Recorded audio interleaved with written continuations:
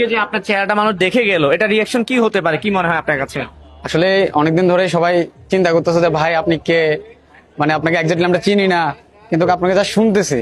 তো চিন্তা করলাম যে না, এবার দেখো যে আমি অপু ভাই 2.0 তোমাদের। Shit, নামটা বলে দিতে ওকে। অপু ভাই 2.0। হ্যাঁ, ওকে। তো তোমরা অনেক দিনের ইচ্ছা যে তোমরা আমাকে দেখতে চাইছিলা, তো চিন্তা করলাম যে না, আর লুকায় রাখা লাভ নাই।